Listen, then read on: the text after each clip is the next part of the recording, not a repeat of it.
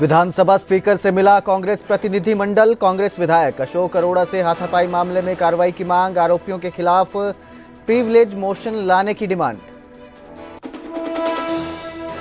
हरियाणा में विपक्ष के नेता पर सस्पेंस बरकरार। हरियाणा कांग्रेस से निपटने को सख्ती के मूड में हाईकमान। प्रभारी ने कहा, पहले सारे फैसले प्रदेश के नेता लेते थे, अब हाईकमान खुद लेगा बड़े फैसले।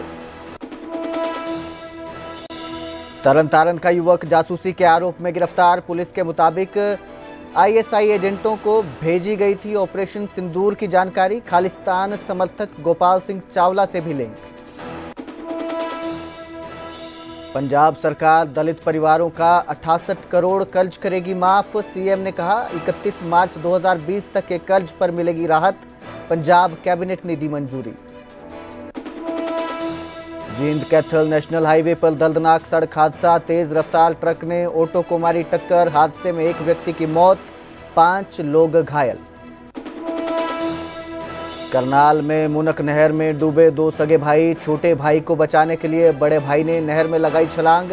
एनडीआरएफ और गोताखोरों की टीमें सर्च में जुटी। सोनीपत में खेलने के दौरान बाथ टब में डूबने से 1 साल के मासूम की मौत। सिविल अस्पताल में वेंटिलेटर नहीं होने की बात कहकर किया रेफर। पीजीआई रोहतक में घंटों तक नहीं मिला इलाज। गुरुग्राम के नाम एक और रिकॉर्ड। ब्रिस्टल चौक पर हरियाणा का सबसे महंगा शराब का ठेका 98 करोड़ रुपए में हुआ नीलाम। पिछले साल 48 करोड़ की लगी थी बोली। आईपीएल 2025 का फाइनल मुकाबला आज शाम 7:30 बजे अहमदाबाद के नरेंद्र मोदी स्टेडियम में पंजाब किंग्स और रॉयल चैलेंजर्स बेंगलोर की टीम होंगी आमने सामने।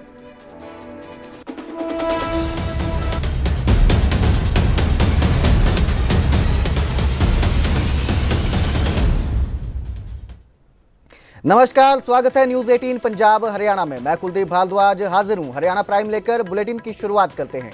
कांग्रेस विधायक अशोक अरोड़ा से हाथापाई का मामला सामने आया है, जिसमें विधानसभा स्पीकर से अब कांग्रेस का प्रतिनिधि मंडल मिला। सरकार कामकाज में बाधा पहुंचाने का आरोप लगाया। अधिकारियों के खिलाफ प्रिविलेज मोशन लाने की मांग की गई। कांग्रेस के 12 विधायकों ने डेलीगेशन ने ये शिकायत दी है। लोगों के अधिकारों की लड़ाई लड़ते समय हमले की कोशिश की गई, जिस पर अब प्रतिनिधि मंडल ने सरकार के कामकाज में बाधा पहुंचाने के आरोप लगाए हैं। अधिकारियों के खिलाफ प्रिविलेज मोशन लाने की मांग की है। कांग्रेस के 12 विधायकों के डेलीगेशन ने ये शिकायत दी है और कहा कि लोगों के अधिकारों की लड़ाई लड़ते समय ये हमले की कोशिश की गई।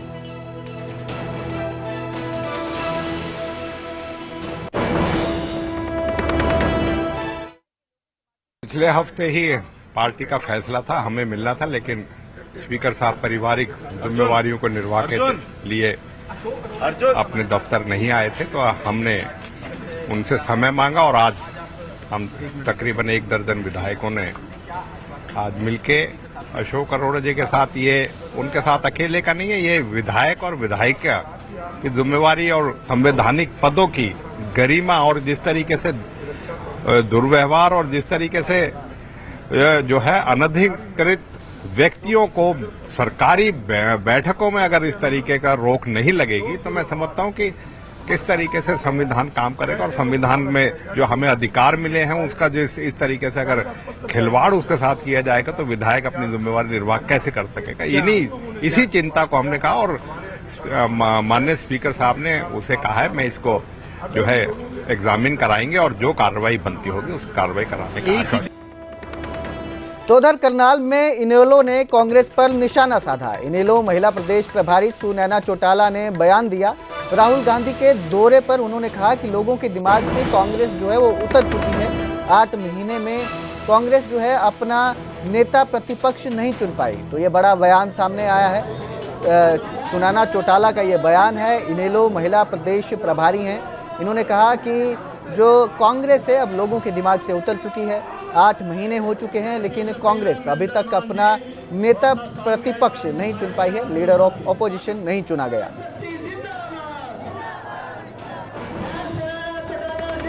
हफ्ते ही पार्टी का फैसला था, हमें मिलना था, लेकिन स्पीकर साहब पारिवारिक देखिए, जैसे कि आपने 3 बार अपने सवाल में राहुल गांधी जी का नाम लिया।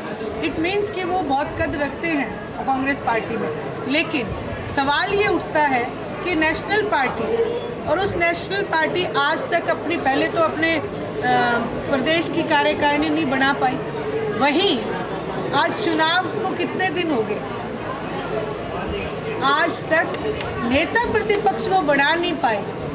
बात राहुल गांधी के आने की नहीं है, बात यह है कि हरियाणा प्रदेश की कांग्रेस की दिशा क्या है। तो उधर करनाल के मूनक नहर में 2 सगे भाई डूब गए। पहले छोटा भाई नहर में डूबा, उसे बचाने के लिए बड़ा भाई भी डूब गया।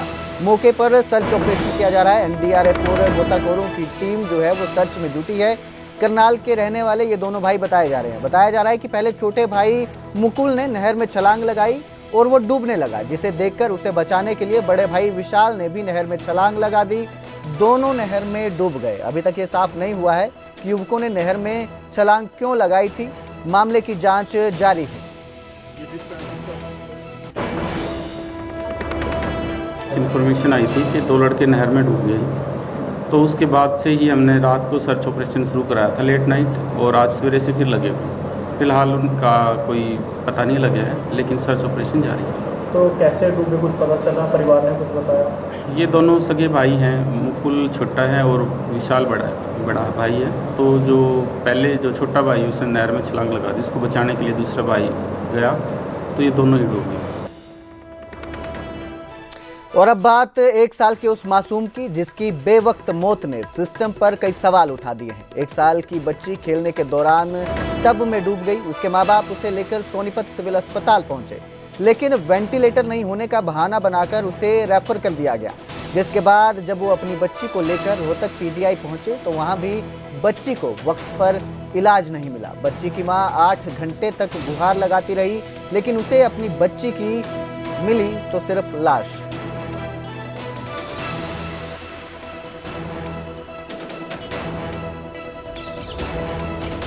मेरी बच्ची दोनों खेलती थी, रोज की तरह खेलती थी। हम सोचे पापा ले गए साथ में, तो वो यहीं पर खेलती थी। बड्डी छोरी चली गई, फिर वो वापसी आ गई। बेरा नींबू कैसे डूब गई है पानी में। फिर इन्होंने देखा, फिर हम ले गए यहीं डॉक्टर के पास। फिर वहाँ से हम सिविल हॉस्पिटल ले गए। वहाँ के डॉक्टर ने रफ़ा कर दिया रोहतक के लिए। वहाँ बच्ची को इलाज नहीं दिया गया समय पर। बढ़िया आराम से बैठे हैं, चाय पानी पी रहे हैं, हंस रहे हैं। हम बेर उनके लिए आवाज़ लगा रहे, हमारी बच्ची को देख लो देख लो। कोई सुन ही नहीं रहा हमारी। तो अब आप क्या चाहते हैं? हम यही चाहते हैं, हमारी बच्ची तो गई है, वो हम वापस तो आएगी नहीं हमारे पास। हम बस यही रिक्वेस्ट करना चाहते हैं कि अन्य किसी गरीब के साथ ना हो ऐसा। देखो हमारे यहाँ पे एक्चुअली वो जो मामला है वो पीएमओ से कंसर्न है, तो आप उन्हीं से पूछो पीएमओ से। बाकी हमारे यहाँ वेंटिलेटर है, ठीक। तो मासूम की बेवक्त हुई इस मौत के बाद सवाल उठते हैं। बहुत सारे सवाल हैं जो आपके जहन में भी उठते हैं। उनमें से एक सवाल है कि मासूम को वक्त पर इलाज क्यों नहीं मिला। सिविल अस्पताल ने रेफर का जो ये खेल है ये क्यों खेला। मासूम को बचाने में 2 जिलों से डॉक्टर फेल किस वजह से हो गए। अस्पतालों पर करोड़ों का फंड कहां खर्च हो रहा है। क्या माँ बाप की गरीबी ने बच्ची की जान ली। तो ये सवाल हैं जो उठ रहे हैं बेवक्त हुई मासूम की मौत के बाद, जिनका जवाब कहीं ना कहीं जांच के बाद ही सामने आ सकता है।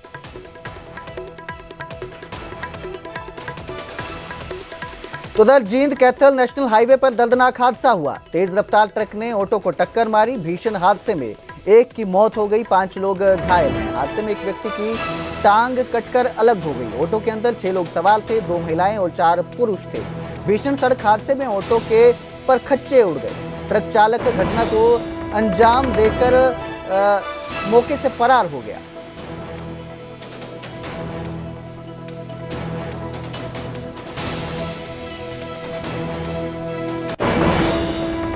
तो उधर भिवानी में जेई एडवांस में छाए छोरे निशांत और मोहित ने झंडे गाड़े हैं। निशांत को 369वीं और मोहित को जो है 1,54,088वीं रैंक मिली है। मैथमेटिक्स एंड कंप्यूटिंग से इंजीनियरिंग करना चाहता है निशांत। आईआईटी कानपुर से इंजीनियरिंग करने की इच्छा है। मोहित जो है वो आर्किटेक्ट बनना चाहता है। दोनों ने अपने माता पिता और शिक्षकों को अपना आदर्श बताया है। दोनों के शिक्षक शमशेर सिंह ने ये खुशी जिताई है। मिठाई खिलाकर और माला पहनाकर दोनों को शुभकामनाएं दी। दोनों ने बिना कोचिंग के ये जो सफलता है ये हासिल की है।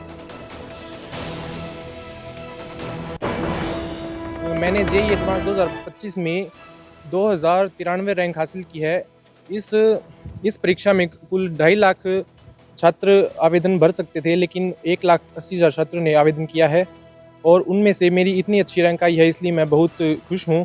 अभी मैं आगे IIT कानपुर में मैथमेटिक्स एंड कंप्यूटिंग इंजीनियरिंग लेने का मेरा लक्ष्य है। एवं मेरे मम्मी और पापा मेरे लिए सबसे बड़े इंस्पिरेशन थे। कुल 15 लाख बालकों के अंदर से मेरी रैंक 15,488 आई है जेईई एडवांस के अंदर। इसके लिए मैंने कुल 2 साल तैयारी करी और 1 साल का ड्रॉप लिया। इसके अंदर मुझे बहुत सारी कठिनाइयों का सामना करना पड़ा, लेकिन अंत के अंदर एक अच्छे रिजल्ट के कारण मेरे को बड़ी संतुष्टि हुई। तो वहीं अंबाला बस स्टैंड के बाहर अवैध कब्जे पर एक्शन दिखाई दिया। फ्लाईओवर के नीचे प्रशासन की कार्रवाई नजर आई। रेहड़ी फेड़ी जो है लगाई गई थी और दुकानें जो थी उनको हटाया गया। पुलिस के साथ नगर निगम की टीम भी कार्रवाई में शामिल हुई। ट्रॉलियों में भरकर जो पुलिस है वो सामान ले गई। नगर परिषद अधिकारी गुलाब सिंह के मुताबिक इन लोगों को बार बार चेतावनी दी गई थी, लेकिन इन्होंने अवैध कब्जा नहीं हटाया, लिहाजा इन पर एक्शन लिया गया और रेहड़ी फेड़ी थी उन्हें हटा दिया गया।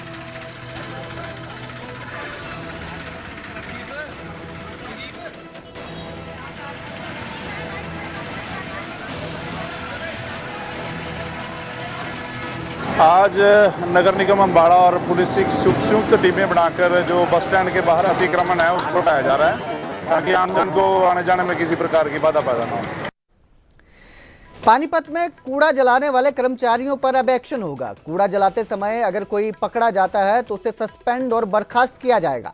सफाई कर्मचारियों पर कड़ी कार्रवाई की तैयारी की जा रही है। बार बार के निर्देश के बाद भी ये कर्मचारी जो हैं ये मान नहीं रहे हैं, जिसके बाद ये फैसला लिया गया है। प्रदूषण से वातावरण खराब हो रहा है, इसको देखते हुए अब जो है कूड़ा जलाते अगर कोई पकड़ा जाता है, कोई कर्मचारी पकड़ा जाता है तो उस पर एक्शन लिया जाएगा, उसे सस्पेंड या बर्खास्त किया जाएगा।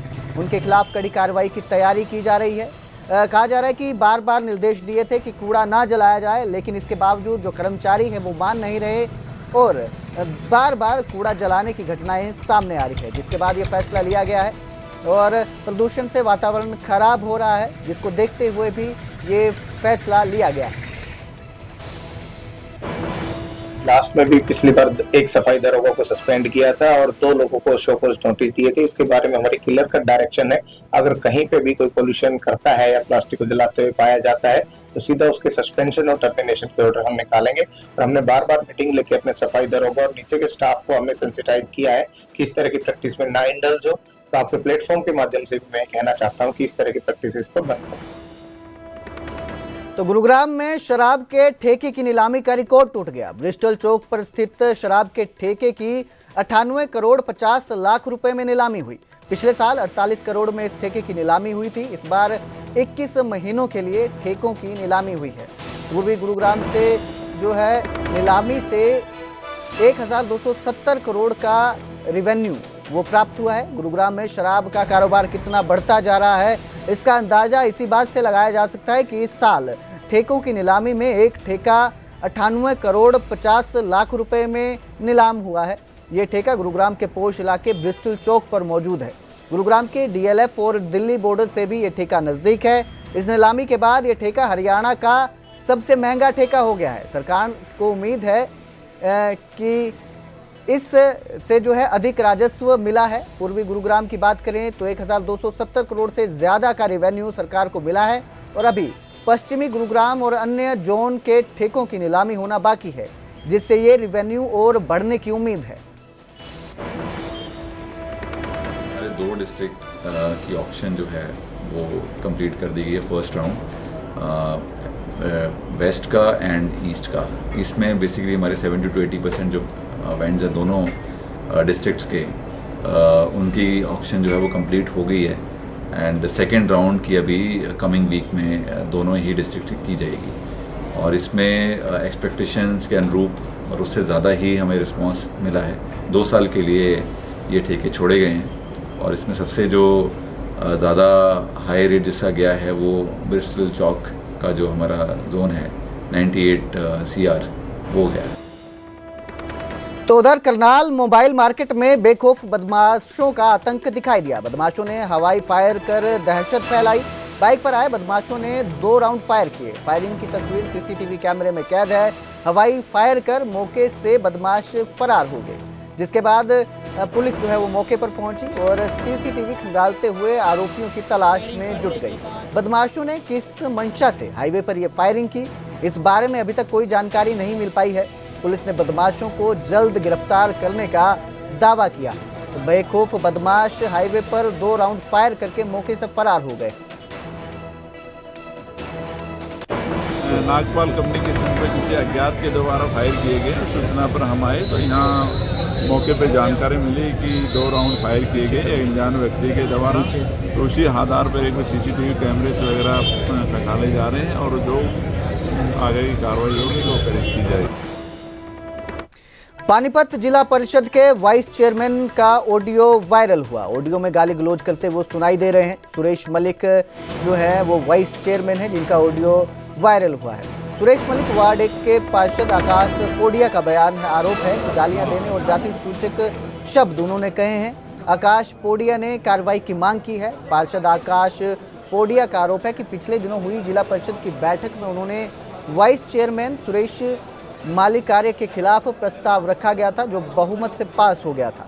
इसके बाद सुरेश ने उनके साथ दुर्व्यवहार किया और उन्हें गालियां दी थी। हालांकि आरोपी सुरेश ने इन सभी आरोपों को खारिज कर दिया और उन्हें बदनाम करने की कोशिश बताया। मैं बड़ सुकून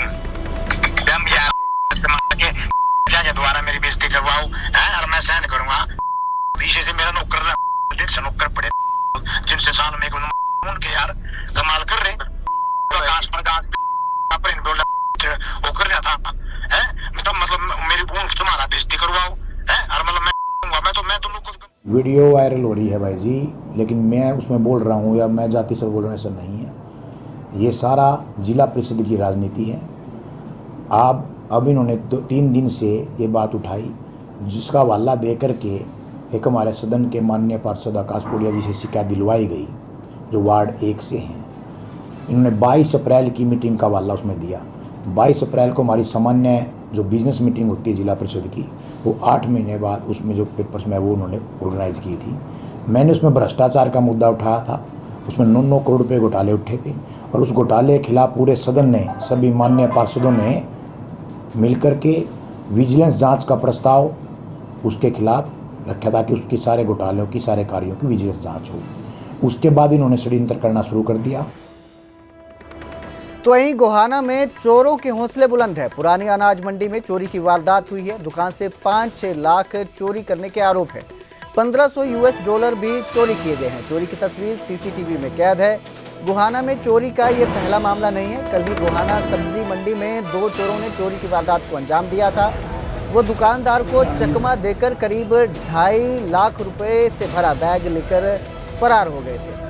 2 चोर थे जिन्होंने एक ने सब्जी मंडी में जाकर दुकानदार को बातों में उलझाया तो दूसरा वहां रखा बैग, पैसों से भरा बैग लेकर फरार हो गया था। मेरी दुकान पुरानी अनाज मंडी गेट नंबर 3 पर है और ये घटना रात में 9 बजे के करीब हुई है, 9 साढ़े 9 बजे के करीब, और 10:20-25 पे बाहर निकला है वो चोर। मैं सुबह में आया 11 साढ़े 11 बजे। मेरे दोनों लॉकर टूटे हुए थे और सामान बिखरा हुआ था दुकान में सारा, और करीबन उसमें 5-6 लाख रुपए थे जिसमें विदेशी डॉलर भी था। हाँ, सीसीटीवी फुटेज हमने पुलिस वालों को दे दी है।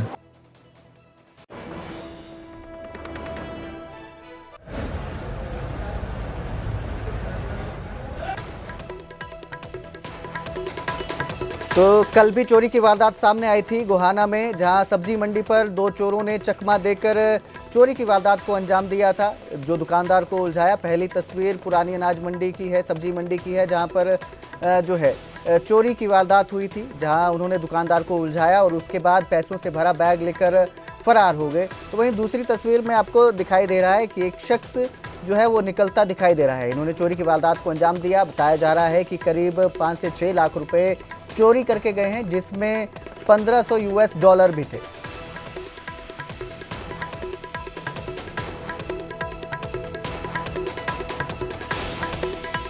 वहीं पानीपत में स्ट्रीट लाइट ठीक करते समय एक बड़ा हादसा हो गया। हाई वोल्टेज तार की चपेट में इलेक्ट्रीशियन आ गया। वेल्डिंग की दुकान के बाहर ये स्ट्रीट लाइट लगी थी। ऊपर से गिरने के बाद काफी समय इलेक्ट्रीशियन बेहोश रहा। मृतक के परिजनों ने दुकानदार पर आरोप लगाए हैं, समय पर मदद नहीं मिलने से शख्स की मौत हो गई। हादसे के बाद दुकानदार मौके से फरार हो गया है। मामला जाटल रोड स्थित एक वेल्डिंग की दुकान का है, जहां स्ट्रीट लाइट को ठीक करते वक्त यह हादसा हुआ। मृतक के परिजनों के मुताबिक दुकानदार पर इलेक्ट्रीशियन अंकित का कुछ बकाया था। जब वो उसे मांगने दुकान पर गया तो उसने स्ट्रीट लाइट को ठीक करने के लिए कहा और इसके दौरान ये हादसा हुआ। हैरानी की बात यह है कि आरोपी दुकानदार मौके से फरार हो गया।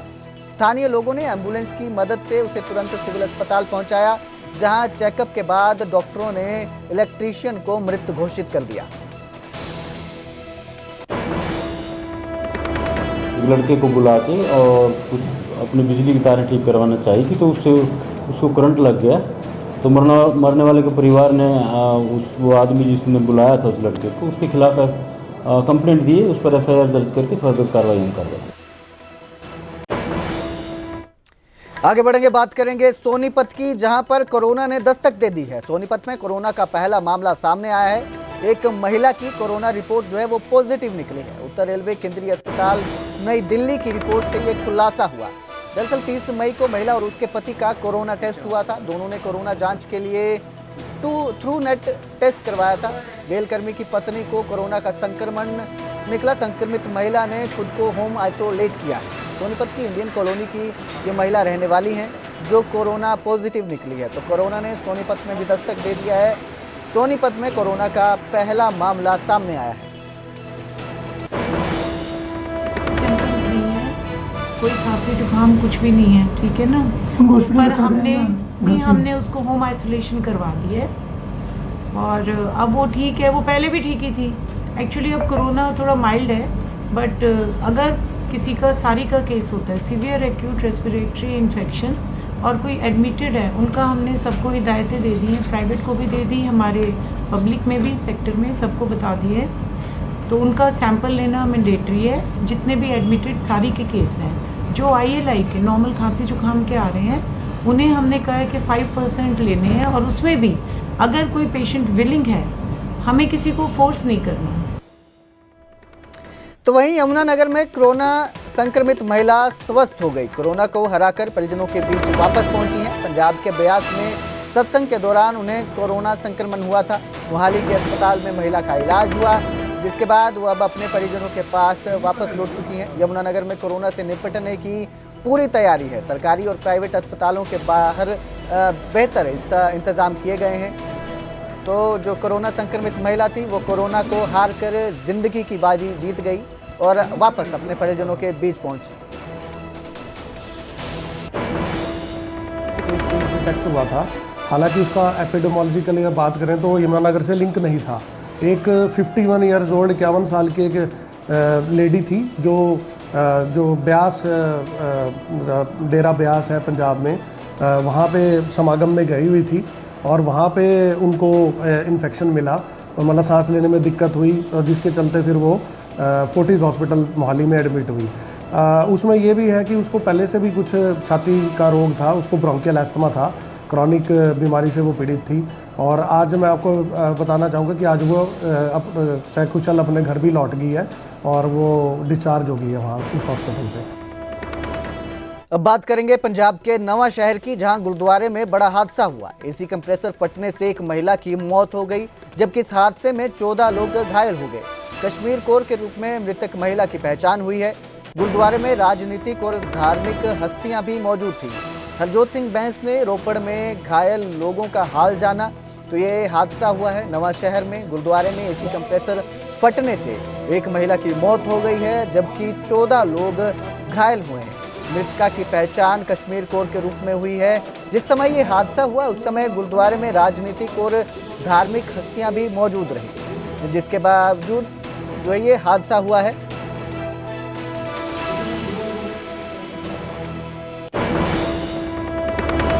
तो वहीं अंबाला में मानसून के पहले प्रशासन ने कमर कस ली है। शहर के सभी नालों की सफाई का काम शुरू किया गया है। नगर निगम ने 3 बड़े नालों की सफाई करवाई।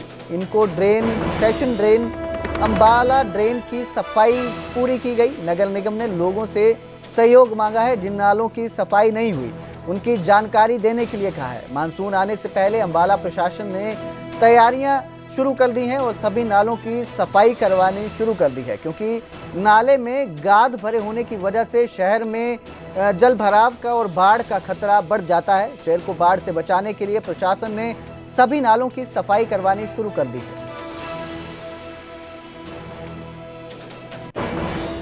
में जो बाढ़ आती है उसको रोकने के लिए पहले ही सारे प्रबंध कर लिए हैं। हमने मार्च के महीने से ही सारी हमने अपनी सफाई शुरू करवा दी है। इसमें हमारे 2 टेंडर हैं। एक हमारे 3 मेजर ड्रेन के लिए, जो घेल, सेशन और इनको ड्रेन, और दूसरा टेंडर है हमारा छोटे नालों के लिए।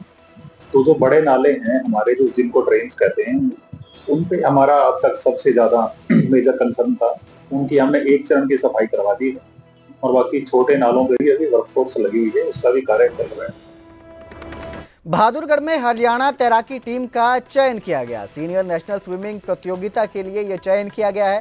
चैंपियंस एक्वेटिक एकेडमी के पूल पर टाइम ट्रायल हुआ। टाइम ट्रायल के आधार पर टीम का चयन किया गया। हरियाणा तैराकी संघ के महासचिव की देखरेख में यह ट्रायल किया गया। 22 से 26 जून को भुवनेश्वर में सीनियर नेशनल तैराकी प्रतियोगिता होगी, जिसको लेकर जो है ये चयन किया गया है।